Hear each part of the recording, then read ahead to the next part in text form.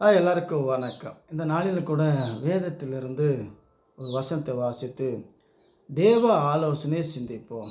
அப்போஸ்தலன் பவுல் கொரிந்தியருக்கு எழுதின நிருபம் 6வது அதிகாரம் 5வது வசனத்திலிருந்து 1 கொரிந்தியர் 6வது அதிகாரம் 5வது வசனத்திலிருந்து வாசித்து தேவ ஆலோசனை சிந்திப்போம். கெட்ட சிந்தை உள்ளவர்களும் சத்தியம் இல்லாதவர்களும் தேவபக்தி ஆதாய தொழிலென்று எண்ணூறுமாயிருக்கிற மனுஷனால் உண்டாகும் மாறுபாடான தர்க்கங்களும் பிறக்கும்.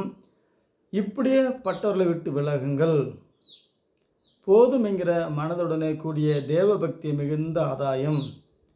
உலகத்திலே நாம் ஒன்றும் கொண்டு வந்ததுமில்லை, இதிலிருந்து நாம் ஒன்றும் கொண்டு போவதில்லை என்பது நிச்சயம். இதுதான் சத்தியம். தேவனுடைய வாக்கு தத்தத்தை, தேவனுடைய வார்த்தையை வாசிக்கும் போது தான் நமக்கு நல்ல ஆலோசனை கிடைக்கும்.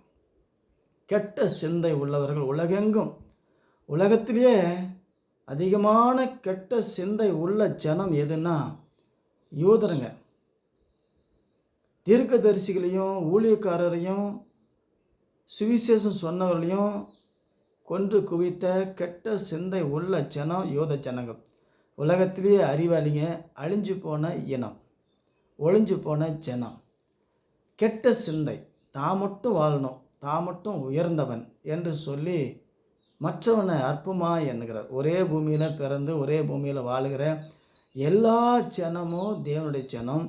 கெட்ட சிந்தை உள்ளவர்கள் சாத்தானுடைய இனம். அதை கண்டு இன்னைக்கு தேவ பக்தி ஆதாய தொழில் என்று எண்ணி அநேகம் பேர் சரீர வாழ்க்கைக்காக சத்தியத்தை புரட்டி சத்தியத்தை திரித்தும் பலவிதமான கோட்பாடுகள், இப்படியும் பரலோகம் போகலாம், எப்படி வேண்டுமானாலும் போகலாம் என்று சொல்லி திசை மாற்றி விட்ட கெட்ட சிந்தை உள்ள பலவிதமான உபதேசிகள் அதை அறிந்து புரிந்து அவளை விட்டு விலகுவதற்கு தேவன் தான் நமக்கு ஞானத்தையும் புத்தியும் கொடுப்பார். இந்த பூமியில் ஒரு நாள் எல்லாருக்கும் குறைஞ்சி போச்சு, எல்லாருக்கும் மறைஞ்சி போச்சு. படித்தவனுக்கு அதிகம், பணக்காரனுக்கு அதிகம், ஞானிக்கு அதிகம், விஞ்ஞானிக்கு அதிகம், யாருக்குமே கிடையாது. ஒரு நாள் போச்சுன்னா எல்லாருக்கும் ஒரு நாள் போச்சு. வெள்ளை மாளிகையில் குடியிருந்தாலும், செங்கோட்டையில் குடியிருந்தாலும், ராஜா அரண்மனையில் குடியிருந்தாலும், வசதியான வீட்டில் இருந்தாலும் ஒரு நாள் போச்சுன்னா எல்லாருக்கும் வாழ்க்கை மறைஞ்சி போச்சு. உயர்வும் கிடையாது, தாழ்வும் கிடையாது. உலக வாழ்க்கைக்காக ஒருத்தனுக்கு அறிவு, ஒருத்தனுக்கு ஞானம், ஒருத்தனுக்கு படிப்பு, ஒருத்தனுக்கு பணம், ஒருத்தனுக்கு புத்தி, திறமை தேவன் தான் தருகிறார். எல்லாமே கொண்டு வந்ததில்லை, கொண்டு போவதில்லை.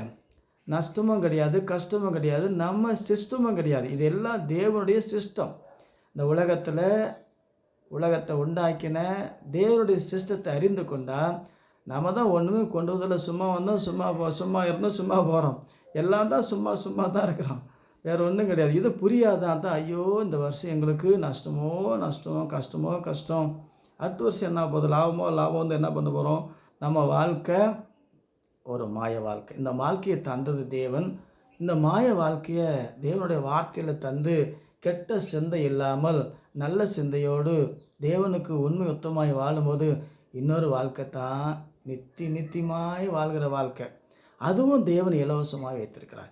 இந்த பூமி இலவசமாய் தந்தார், தேவன் நமக்கு சரீரத்தை இலவசமாய் தந்தார். நம்ம பிரமாணத்தை விட்டு விலகினபடினால்தான் பல போராட்டம், பல பிரச்சனை.